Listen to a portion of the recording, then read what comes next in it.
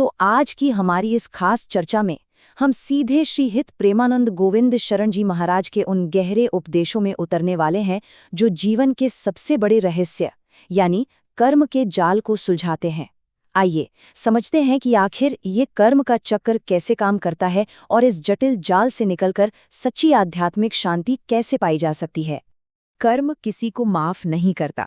देखिए, ये एक ऐसा अटल सत्य है ना, जो हमें साफ बताता है कि हमारा हर एक कर्म, चाहे वो दुनिया के सामने डंके की चोट पर किया गया हो या फिर बिल्कुल एकांत में, अपना एक अमिट निशान जरूर छोड़ता है। हम जो भी करते हैं उसका पूरा हिसाब किताब सीधे ब्रह्मांड के पास दर्ज हो जाता है और उसे हर हाल में भुगतना ही पड़ता है। और बस यहीं से जन्म होता है ऋणानुबंध का।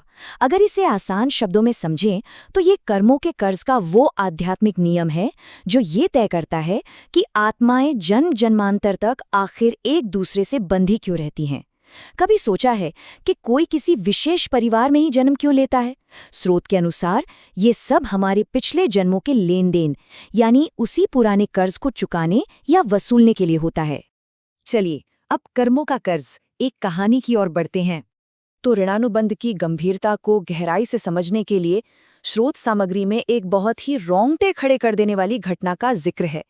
कहानी कुछ यूं है कि एक भ्रमणशील महात्मा थे जो अपने एक खोखले डंडे में सोने की मोहरें इकट्ठी किया करते थे। एक रात वो एक बहुत ही श्रद्धालु दिखने वाले परिवार के यहाँ रुके, लेकिन रात के अंधेरे में उस परिवार ने वो मोहरें चुरा ली और डंडे में कंकड़ भर दिए। अगले दिन जब संत को इस भारी धोखे का पता चला तो सोचिए वो कितने आहत हुए होंगे। उन्होंने संगम में अपने प्राण ही त्याग दिए। लेकिन बात यहाँ खत्म नहीं होती। ठीक 9 महीने बाद हैरानी की बात देखिए, वही संत उस धोखेबाज के घर उनके अपने बेटे के रूप में पैदा हुए और फिर दशकों तक उस बेटे ने भयंकर बीमारियों के जरिए परिवार की सारी संपत्ति नष्ट कर दी और बिल्कुल अंत में प्रयाग में अपनी असली पहचान बताकर प्राण त्याग दिए और उस परिवार को पूरी तरह से बर्बाद छोड़ दिया। ये खौफनाक घटना इस बात को बहुत ही स्पष्ट कर देती है कि कर्म का कर्ज आखिर लौटकर कैसे आता है। मतलब भौतिक लाभ के लिए दूसरों के साथ छल कपट करना भविष्य के लिए कर्मों का एक बहुत ही दर्दनाक और कसने वाला जाल बुनता है। किसी का भी दिल दुखाना या किसी के साथ छल करना, सच मानिए, कभी भी बिना परिणाम के नहीं जाता।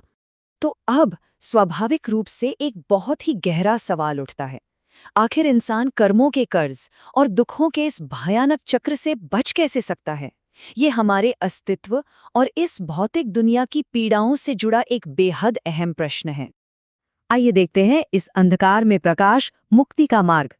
यहाँ स्रोत एक बहुत ही कठोर सत्य को हमारे सामने रखता है। भजन नहीं करोगे तो कोई सुखी नहीं कर सकता। बिल्कुल साफ शब्दों में कहें तो सांसारिक चीजों में या बाहरी आडंबरों में खुशी ढूंढना सिर्फ एक भ्रम है, क्योंकि स्थायी शांति तो केवल आध्यात्मिक शरण में जाने से ही आ सकती है। अब यहाँ जीवन को एक दुकान के रूप में देखने का ये रूपक सच में बहुत ही दिलचस्प है। खुली कर्म की दुकान का सीधा सा मतलब है हमेशा बस इसी बात पर ध्यान देना कि हमें किससे क्या लेना है, सांसारिक इच्छाओं में उलझे रहना जो हमें बार बार जन्म लेने पर मजबूर करता है। इसके बिल्कुल विपरीत बंद कर्म की दुकान का अर्थ है अपने अहंकार और इच्छाओं को पूरी तरह से परमात्मा को सौंप देना। जिसने भी हमारे साथ जो भी किया उसे दिल से माफ कर देना और लेन देन हमेशा के लिए खत्म कर देना ही सच्ची मुक्ति है। तो अब बात करते हैं भक्ति की शक्ति की। इस जन्म मरण के चक्र को तोड़ने के लिए सांसारिक हिसाब किताब से हटकर शुद्ध भक्ति की ओर जाना होगा, जिसे हम भजन कहते हैं।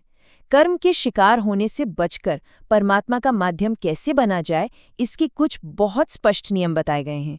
अपना अहंकार सौंपना, राधा, कृष्ण या राम जैसे दिव्य नामों का निरंतर जप करना और जीवन की हर घटना, यहाँ तक कि कठिनाइयों को भी ईश्वर की कृपा मानना।